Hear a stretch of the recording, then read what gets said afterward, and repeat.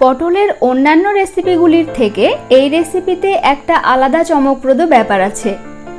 এর বিশেষত্ব হলো এক্ষেত্রে পটলের গ্রেভি তৈরি হয় দুধ দিয়ে আর ফ্লেভার তৈরি হয় মৌরি দিয়ে। নিরামিষ সবজি রান্না করে সবাইকে সারপ্রাইজ দিতে চান? তাহলে এই রেসিপিটি একবার অবশ্যই ট্রাই করুন। কিভাবে রান্না করলে এই রেসিপির স্বাদ ও ফ্লেভার সব থেকে ভালো পাওয়া যাবে তার সম্পূর্ণটা আজ আপনাদের সাথে শেয়ার করব। তো চলুন শুরু করি। 5-6টা পটল দিয়ে আজকের রান্নাটি আমি করব।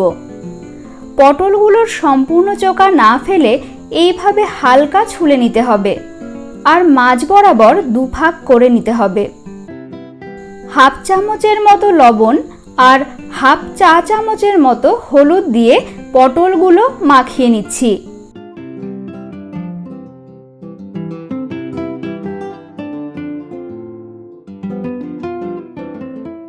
এখন এগুলোকে ভেজে নেব। কড়াই গরম করে আন্দাজ মতো সর্ষের তেল ঢেলে নিচ্ছি। পুরো রান্না করার তেল আমি একবারেই ঢেলে নিলাম। এরপরে আমি আর তেল ব্যবহার করব না। এর সুবিধে হচ্ছে একটু বেশি তেলে ভালোভাবে ভাজাও হয়ে যায় আর বেঁচে থাকা তেলে বাকি রান্নাও হয়ে যায়। যাই হোক, তেল বোধহয় গরম হয়ে গেছে, পটলগুলো দিয়ে দিই।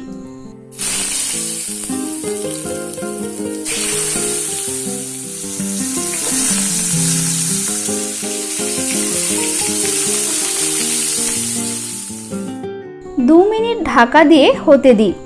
ততক্ষণে অন্য প্যানে ভাজা মশলাটা রেডি করে নিই। 1 চামচ ফ্রেশ মৌরি আর 1 ইঞ্চি দারচিনি লো ফ্লেমে 1 মিনিট ভেজে নেব। মৌরি কেনার সময় গন্ধটা শুকে একটু দেখে নেবেন। অনেক সময় বেশি দিন হয়ে গেলে কেমন যেন একটা সোদা গন্ধ হয়ে যায়, যেটা ইউজ করলে ফ্লেভার ভালো হবে না। ভাজা হয়ে গেছে, এবার এটাকে হামানদিস্তা বা শিলপাটায় ভালো করে গুঁড়ো করে নিতে হবে।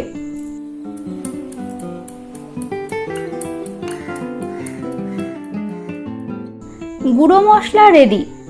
এবার দেখি পটলের কি অবস্থা।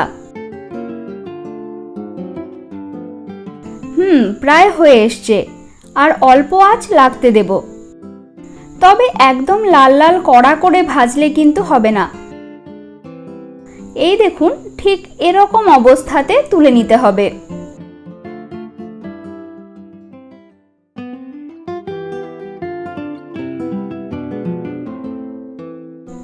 একটা বড় সাইজের আলু লম্বা ফালি করে কেটে ভেজে নিচ্ছি। ওই তেলে যেহেতু ভাজছি তাই আলুগুলো একটু কালচে দেখাচ্ছে। যাই হোক, ওতে কোনো অসুবিধে নেই। আলুগুলো তুলে নিয়ে ওই তেলেই দিচ্ছি একটা কাঁচা লঙ্কা, 3টে তেজপাতা, একটু আগে তৈরি করা সেই গুঁড়ো মশলা, হাফ চা চামচ হলুদ আর হাফ টেবিল চামচ কাশ্মীরি লঙ্কার গুঁড়ো।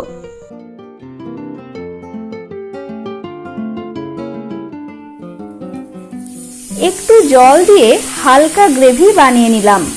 এতে বাকি উপকরণগুলো মিক্স করতে সুবিধে হবে।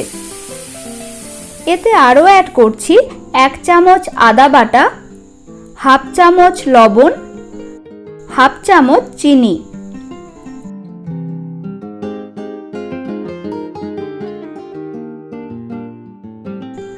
একটুক্ষণ ঢাকা দিয়ে মশলাটা কষতে দিচ্ছি।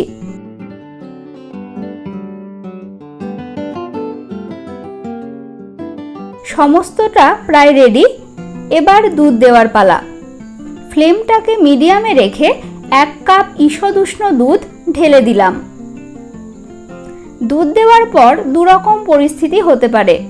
হয়তো দুধ কেটে হালকা গুঁড়ি গুঁড়ি ছানা হতে পারে, নয়তো দুধ না কাটা অবস্থাতেই গ্রেভির সাথে মিশে যেতে পারে।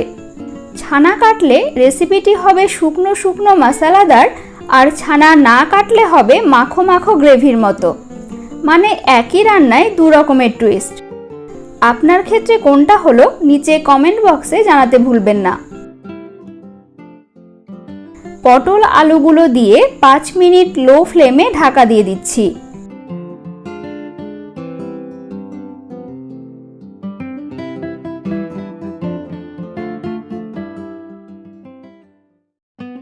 দেখুন, আমার ক্ষেত্রে হালকা ছানা কেটেছে, আর আমি এটাই চাইছিলাম, কারণ শুকনো শুকনো স্পাইসি লুকটাই আমার বেশি পছন্দের। যাই হোক, আর ঢাকা দেওয়ার প্রয়োজন নেই। এভাবেই নেড়েচেড়ে গ্রেভির জলটা শুকোতে থাকবো। এর সাথে আপনারা আরও দুটো জিনিস অ্যাড করে নেবেন। দুঃখিত, টেকনিক্যাল ফল্টের জন্য এই মুহূর্তে আপনাদের দেখাতে পারছি না। মৌরি ও দারচিনি দিয়ে যে গুঁড়ো মশলাটা বানিয়েছিলাম তার কিছুটা রেখে দেবেন এবং এই সময় ওপরে ছড়িয়ে দেবেন, আর সাথে দেবেন 1 চামচ ঘি। ফাইনালি 5 মিনিট পর আমি আমার পছন্দের লুক পেয়ে গেছি। এর টেক্সচার দেখুন, ওয়াও, লুকিং সো স্পাইসি। ব্যাস রেডি আপনার সুস্বাদু মৌরি পটল। ভিডিও ভালো লাগলে প্লিজ একটি লাইক করে দেবেন, আর এরকম নিত্য নতুন সুস্বাদু রেসিপির স্বাদ পেতে সাবস্ক্রাইব করে সঙ্গে থাকুন রান্নাঘরে রানীর সাথে। ধন্যবাদ।